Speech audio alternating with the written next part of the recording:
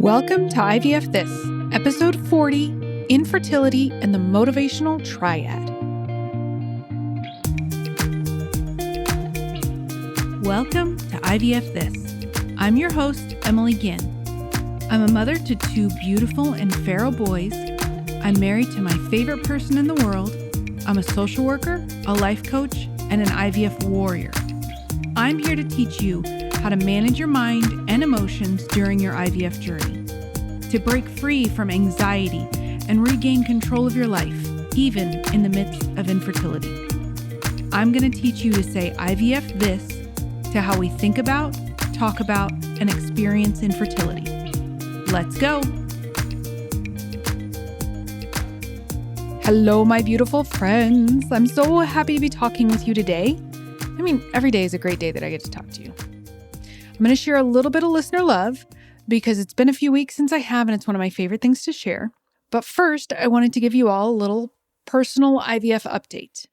Before I share it, I want to give a little bit of a trigger warning. So if you don't want to know or you feel like it's going to make you uncomfortable or upset, it's not a problem. Skip over for 45 seconds to a minute. You won't have missed anything. So I know many of you follow me on social media at IVF This Coaching, but for those of you who don't, we did have a positive beta. We actually got it the day before our 10-year wedding anniversary, which was an amazing gift. And the repeat beta looked great too. So in a few weeks, we'll go for our first scan.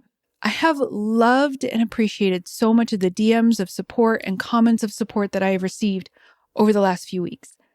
I truly love this community and I'm blessed to be a part of it. Even though none of us actively pursued being in the community, right? None of us were like, hey, I got to go hang out with this group of people. No, we call ourselves the worst club with the best members, and I believe that from the bottom of my heart. Now, the listener love that I had mentioned. This comes from Kay Maxwell, who says, my daughter shared this podcast with me, and I'm so happy she did. I thought by not asking, I was being supportive. I didn't want to pry. I know better how to relate to her and her husband. Thank you. Well, thank you, Kay Maxwell. Thank you for being open to listening and taking in the things that this podcast is talking to you about. And you know what? I think that you not wanting to pry, that belief of by not asking, I'm being supportive, is probably how a lot of our loved ones feel. Not wanting to pry, not wanting to make the experience more uncomfortable for them. Yeah, I think that is such a normal and almost natural reaction. So I love that your daughter shared the podcast with you and that you responded by listening. What a beautiful testament to your love of your daughter. And I think this is such a great opportunity for everyone that's listening. Everyone has stories that we tell ourselves. For Kay Maxwell, her story was by not asking, she was being supportive. Now her daughter's story, I have no way of knowing this for sure, right? I haven't spoken to her, I'm taking a guess, but her story might have been like, maybe my mom doesn't even care enough about me or this process to ask me about it. But neither of those stories were true. Kay's story about how she should show up for her daughter was not true. If that was her daughter's story, that wasn't true either. I think very often we get trapped in our stories. They're like cages. We see the world through the lens of our stories, which is fine. That's how our brains function. But it can be very painful when the stories we are telling aren't true and they don't serve us.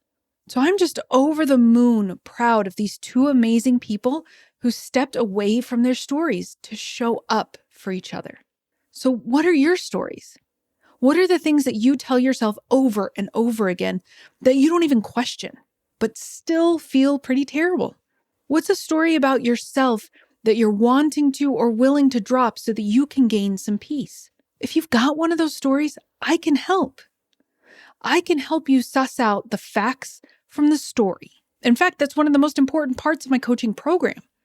So if that's you, go to my website, www.ivfthiscoaching.com, and book a free mini session. Totally complimentary, and it's 30 minutes of straight coaching. I hope to hear from you soon. Now, let's get into today's topic. The Motivational Triad was one of those things that really kind of blew my mind when I started learning about it. It's one of those things that when I really understood it and took a look at it, I finally got why my brain does and thinks the way that it does. When it freaks out, when I feel good, all of the things. And that's why I wanted to share it with you today. So I wanted to teach you about the motivational triad because I want you to know why your brain does what it does. I believe that by understanding this, you will be able to show yourself a little bit more compassion, some understanding.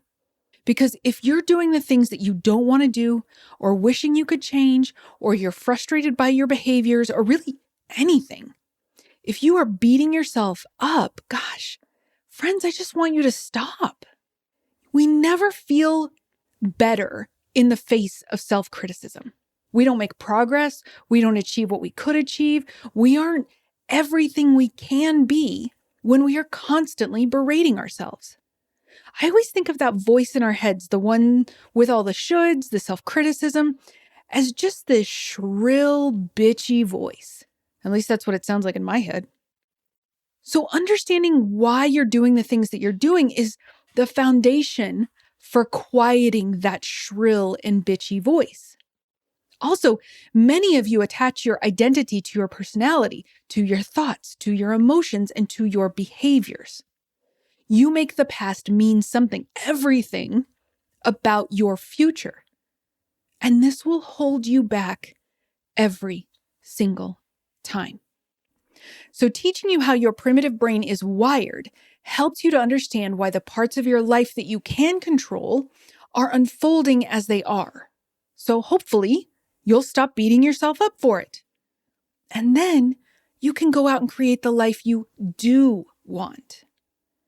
Yes, I promise you this is possible even while you're waiting for the family of your dreams. Even while you're going through all the treatments, taking a break from treatments, all of it. We have to be willing to let go and flip the script on the old, tired-ass ways that we think. And this is always based in the motivational triad. But it's nothing to judge yourself for. This is just how our brains are wired. Okay, so you're probably asking yourself, what the hell is the motivational triad?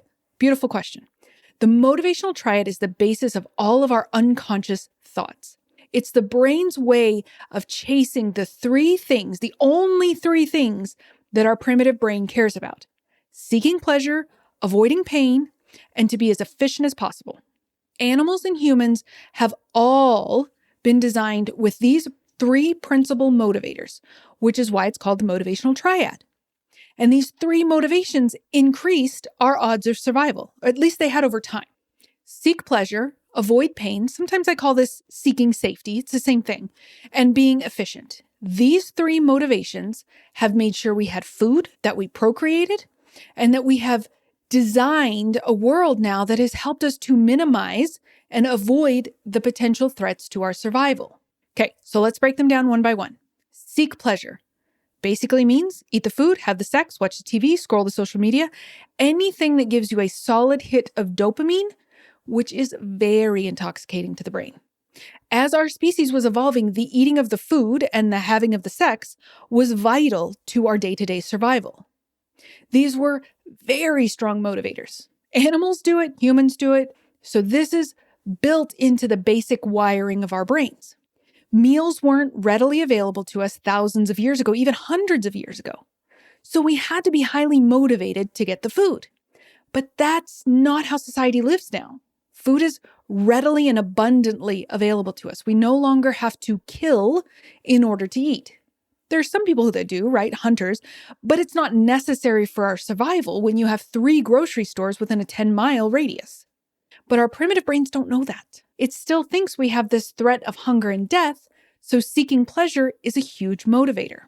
The second part is avoiding pain. This is really simple. In our brains, pain equals death. So we are pre-wired to avoid anything that might hurt us. Pain equals death, fear equals death, rejection equals banishment from the tribe, which was certain death, uncertainty equals potential death. And this is one that is so huge during infertility and fertility treatments. That is why uncertainty feels so awful, because our brains are telling us we don't know what's on the other side of this, and it's probably going to kill us. This is also why we use emotional cushioning. If you're not sure what I'm talking about, check out episode 15 of this podcast. It's called Emotional Cushioning. But we use emotional cushioning because we feel like getting excited or hopeful during our journey will only lead to greater disappointment. And disappointment is painful, and pain equals death. The third leg of this triad is efficiency. Much like my husband, our brains love efficiency. They seek it out. Our brains want us to expend as little energy as possible, not only with our bodies, like the way it moves and functions, but also with what's happening inside of our brains. That's why so much of what we do is governed by autopilot. We don't really think about or concentrate on most of the things that we do during a given day. We don't have to think about how we need to brush our teeth. We just do it. We don't think about how to drive a car. We just get in and start driving because our brains are designed to be efficient. So when we're learning a new thing, like when we're learning to drive, we had to concentrate on it a lot. We had to use a different part of our brain, a more executive function. The more we practiced, the more we thought about it. The more we thought about it, the less we had to think about it because our neural pathways were being created in our brains. And they're like the habit roots of the brain. Our brains were designed so that once we've learned something, our higher brain, the brain that helped us learn the new thing, can delegate it to the part of our brain that does the repeating, the autopilot. This is efficiency in the brain. This was amazing for our survival. Be efficient, burn less calories, both physical and mental energy. So this is the motivational triad. It has served us incredibly well over time in that it's the thing that has kept us alive as a species. But here's where it breaks down for us during infertility and fertility treatments. Seeking pleasure during this time often looks like overeating, overdrinking, overspending, the Dr. Google rabbit holes, the Facebook group rabbit holes. I know some of you might be thinking there isn't a lot of pleasure to be found in Dr. Google or on the message boards, but that's not true. Whether we are getting information we are wanting, or in the more likely scenario, information that is scaring us, that's still dopamine. It still hits the reward center of your brain, the pleasure center of your brain. I've had several people tell me that they don't know why they can't stop Googling things. Because you don't like how you are feeling and you think you're getting some sort of relief. Hello, pleasure. But you're just creating more suffering because you're never satisfied by the thing you don't actually want. You don't actually want to read horror stories, look at positive stories, read case studies or medical journals. What you want is certainty. Certainty in the thing that you're worried about not coming to pass, or the thing that you're hopeful for that will come to pass. And that brings us to avoiding pain. Now, I mentioned earlier that uncertainty feels like death, but there are other ways that we do this too. Maybe we avoid friends and family because we fear rejection. Not maybe overt rejection, maybe a subtle rejection, like an asinine thing they say or a callous remark, or your journey being completely ignored. This might be also why you're afraid to share your journey, which is fine. I'm not suggesting that everyone air their infertility laundry like I do, but it's important to be aware as to what your reasons are. Maybe we even stay in friendships, relationships, or situations that no longer serve us because of that fear of rejection, that fear of pain. Pain comes with any loss. Maybe you're really hesitant to even start fertility treatments or to do more fertility treatments because the potential pain feels unbearable. Again, I don't believe there's a right or wrong here. It's just about creating awareness. Maybe you're powering through or even past your emotional or physical limitations because of the fear of pain of not getting what you so desperately desire is so incredibly strong. This is the motivational triad of avoiding pain. This is the dramatic survival instinct that associates anything new with pain, anything uncertain with pain, any potential for feeling uncomfortable with a threat to your survival. And this keeps us stuck because we often interpret fear as a problem, like a giant red stoplight. When we think fear is a giant red stoplight, do we go towards it or even go past it? No.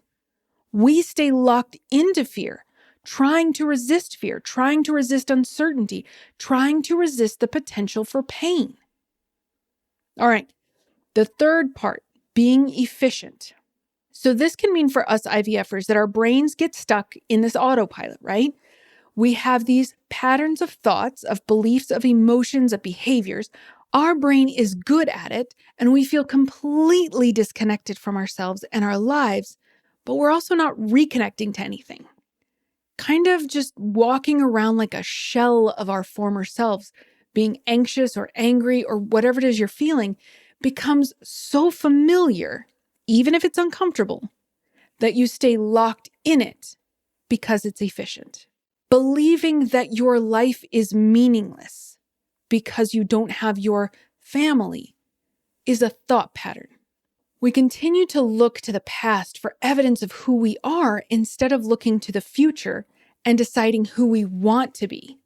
Because efficiency is all about the thoughts that we already have, the feelings that we're used to feeling, doing the behaviors that we've always done. Our brain's desire to keep us efficient means that we just keep repeating. We find ourselves in this kind of limbo because you're believing the story that you don't know who you are with or without your family, without realizing that vision, or because you don't have any evidence that you can create something new, like you're not sure you can think a different way. But I want to offer you hope. This is just the effect of your brain trying to be efficient. Your brain wants you to believe that something like coaching wouldn't be helpful because this is just who I am. I had a consultation with someone recently who told me that she didn't think she would benefit because this was just who she was. She was and would always be a quote unquote anxious mess. Those are her words. And after years of therapy that wasn't all that beneficial, this was just how her life would be. But I told her that I didn't think she totally believed that, right? I called BS. Otherwise, why the hell would she have gotten on a call with a coach? I mean, I get that I'm delightful to talk to, but time is a very precious commodity. So there was something there, something that she saw, a possibility of change. This comes from a survival instinct, from our primitive brain. Your brain prefers to repeat existing patterns simply because it's more efficient than changing. If we want to create something different, feel differently, then we have to think differently. We have to take different actions, and we have to understand the motivational triad and how it holds us back. Our brains will always, always, always tell us to seek pleasure, avoid pain, and to be efficient. And if we don't challenge that, guess what will happen? Guess what we'll have? Nothing will happen. We will have more of the same, more feeling like garbage, more anxiety, more fear, more BS thought patterns that tell you you are not good enough or you're not doing enough, that everything is your fault, more of the same, or maybe even worse. So how do we flip the script when we see the triad for what it is, old, outdated programming, and we want something different? We need a new triad. First, instead of seeking pleasure, seek discomfort. You might be like, what? What does that look like? It might be instead of trying to shove your feelings down by distracting or busying yourself, maybe you give yourself 5, 10, 30 minutes to sit with yourself, be uncomfortable, and process the emotion. Instead of resorting to food or alcohol to numb the day away, spend some time journaling to identify the thoughts that you're having that make you feel like you have to numb yourself out. Uncomfortable? Probably. Who the hell am I kidding? Yes, it's uncomfortable, especially at the beginning. But each time you step into discomfort, you're training your brain that you're not afraid of yourself. You're not afraid of your emotions. You are training yourself to believe that you can handle whatever life throws at you. So I'm sure you've figured out what number 2 is, right? Instead of avoiding pain, we need to open up to it. Not seek it out. I'm not telling you to drunk dial an old boyfriend or something, but lean into the pain. Let it pass through you. Again, processing and allowing your emotions to be there when it's there. We need to learn the skill of fully processing pain. Once you've done that, once you've shown yourself that you can feel pain and not die, Once you've shown yourself that you can handle any emotion, then you can start to question whether fear or uncertainty are really something to be scared of. One of my favorite things to ask myself when I feel that fight, flight, or freeze response kick in is, am I in danger? Like physical danger. If I'm not in danger, right, presumably, then I will take 5 or 6 very deep, relaxing breaths. Just something to calm my nervous system down. Another technique might be going into the bathroom and letting cold water run over your hands for about 30 seconds. But you want to calm your nervous system down before you move forward with anything else. Since we no longer live in caves, the possibility of being in real danger is considerably lower than our primitive brains want us to believe. But it can feel real. And that's why the moment of breaking the habit of feeling afraid by asking yourself that question can be so powerful. Our primitive brain associates fear and danger. But there is no danger in fear. There is no danger in pain. There is no danger in grief, other than not processing or actively trying to avoid it. And finally, instead of trying to be so efficient, we need to recognize the value that comes from exerting effort with intention. I'm not talking about a hamster wheel here. With intention.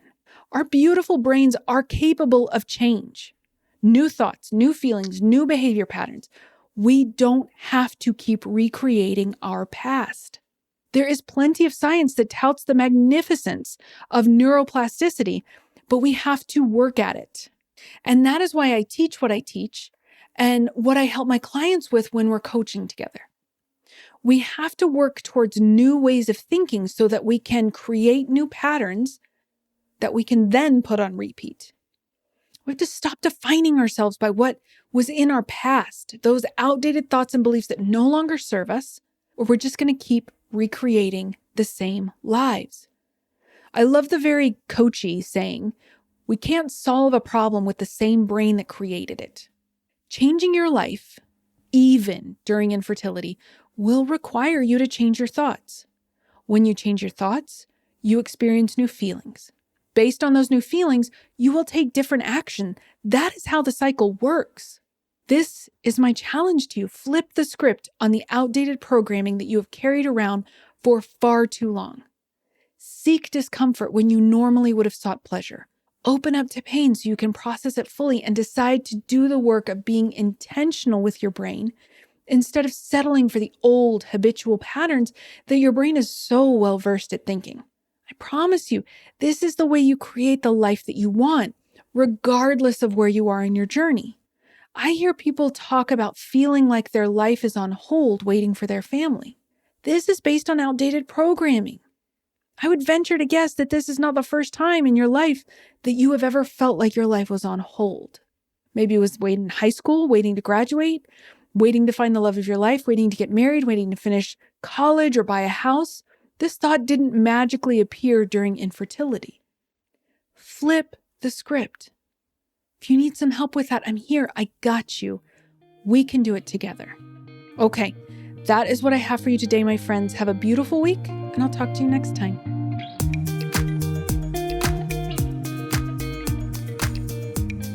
Thank you for listening to this week's episode of IVF This. If you like what you've heard, click subscribe and follow to make sure you don't miss an episode. And if you want to learn more, head over to www.ivfthiscoaching.com to learn how to work together.